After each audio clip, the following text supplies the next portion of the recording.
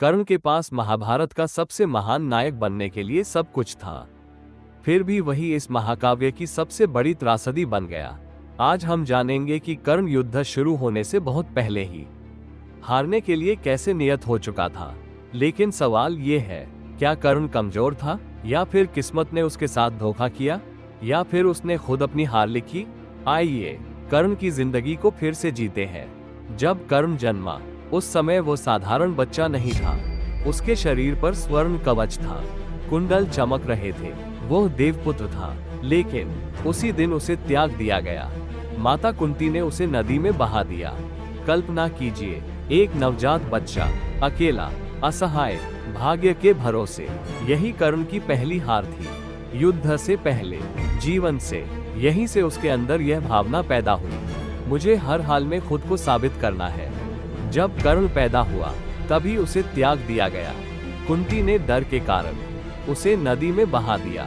एक सारथी दंपत्ति ने उसे पाला, उन्होंने उसे प्यार दिया, लेकिन समाज ने नहीं। कर्ण बड़ा हुआ, सूतपुत्र कहलाकर लोग उसकी जाति देखते थे, उसकी प्रतिभा नहीं। यहीं से कर्ण के मन में एक आग जली, मुझे दुनिया को साबित करना है कि मैं किसी से कम नहीं हूँ। कर्ण भी धनुर्विद्या सीखना चाहता था। वह भी पहुंचा द्रोणाचार्य के आश्रम, जहां अर्जुन, भीम और राजकुमार पढ़ते थे। महाभारत बताता है, कर्ण उस वातावरण में था, वो अभ्यास करता था, लेकिन द्रोणाचार्य ने उसे कभी अर्जुन जैसा शिष्य नहीं माना। जब कर्ण ने ब्रह्मास्त्र जैसी उच्च विद्या मांगी तो द्रोणाचार्य ने मना कर दिया। उन्होंने कहा, ये ज्ञान केवल सबसे योग्य को दिया जा सकता है। असल में कर्ण को कभी पूरी गहराई की शिक्षा नहीं मिली। यहाँ प्रतिभा से ज्यादा पहचान मायने रखती थी। कर्ण समझ गया, यहाँ वह आगे नहीं बढ़ पाएगा, और वो चुपचाप आश्रम छोड़कर चला गया।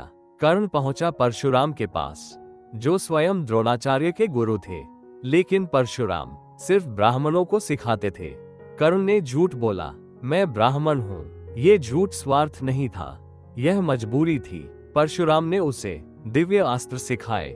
कर्ण महान बन गया। लेकिन एक दिन परशुराम की जांघ पर बैठा कर्ण कीड़े के काटने से खून बहाता रहा, दर्द सहता रहा, हिला नहीं। तब गुरु को शक हुआ, सच्चाई सामने आई। परशुराम क्रोधित हुए और श्राप दिया, तू निर्णायक समय पर मंत्र भूल जाएगा। ये पहला वार था भाग्य का। कर्ण के पास जन्म से कवच और कुंडल थे, जो उसे अजेय बनाते थे।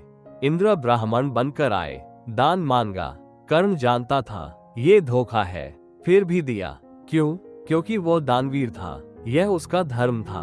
उसने अपनी सुरक्षा खुद त्याग दी। एक बार कर्ण से गलती से एक ब्राह्मण की गाय मर गई। ब्राह्मण ने श्राप दिया, तेरा रथ युद्ध में फंसेगा, और कुरुक्षेत्र में वही हुआ। युद्ध शुरू होने से पहले भगवान श्री कृष्ण खुद कर्ण से मिलने आए।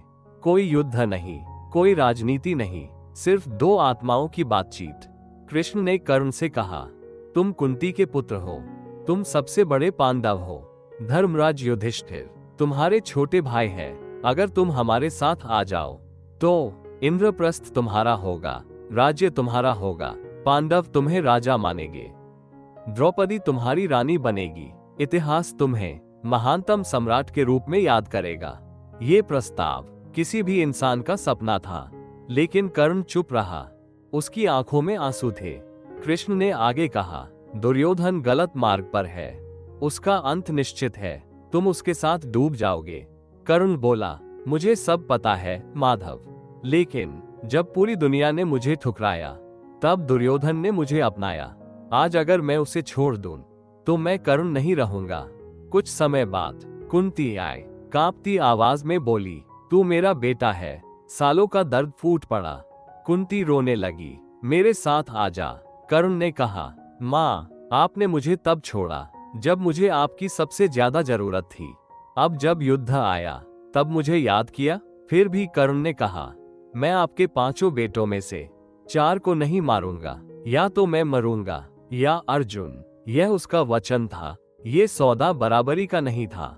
फिर भी उसने किया, क्योंकि कर्ण का धर्म उसकी जान से बड़ा था। कुरुक्षेत्र का मैदान धूल से भरा हुआ, आकाश में तीरों की बारिश, चारों ओर घोड़ों की चीख, रथों की टक्कर, योद्धाओं की पुकार। ये युद्ध नहीं था, ये भाग्य का फैसला था। उस दिन कर्ण और अर्जुन आमने सामने थे। दो भाई, अनजान, दोनों के हाथ में धनुष। एक के पास गांडीव, दूसरे के पास विजय धनुष। कर्ण ने सबसे पहले प्रहार किया, ऐसे तीर छोड़े कि अर्जुन का रथ हिल गया। अर्जुन घबरा गया। कुछ पल के लिए कृष्ण ने रथ को थोड़ा नीचे किया, नहीं तो वह तीर अर्जुन का सिर ले जाता। कर्ण आज भी अद्भुत योद्धा था, वह आज भी अर्जुन के बराबर था, कभी कभी उससे आगे भी। फिर अचानक कर्ण के रथ का पहिया धरती में धंस गया।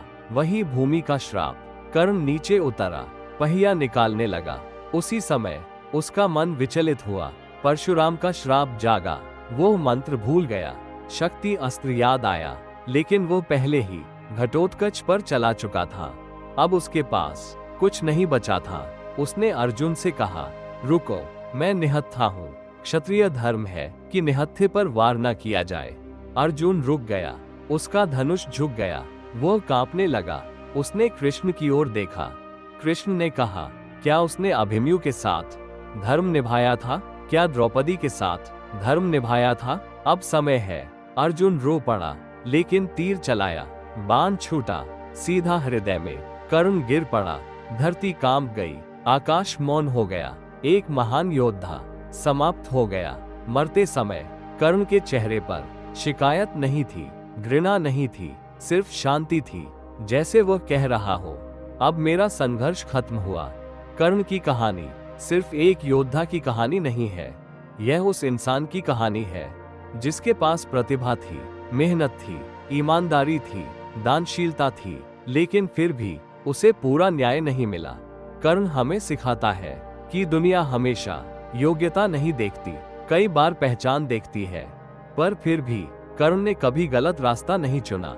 उसने गरीबी में भी सम्मान नहीं छोड़ा, अपमान में भी संयम नहीं छोड़ा, हार में भी गरिमा नहीं छोड़ी। उसकी सबसे बड़ी ताकत उसकी निष्ठा थी, और सबसे बड़ी कमजोरी भी। उसने गलत इंसान का साथ नहीं छोड़ा, क्योंकि वह एहसान नहीं भूलता था।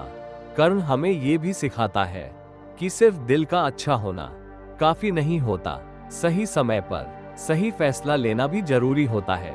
अगर कर्ण कृष्ण की बात मान लेता, अगर वो सच का साथ देता, तो शायद इतिहास बदल जाता।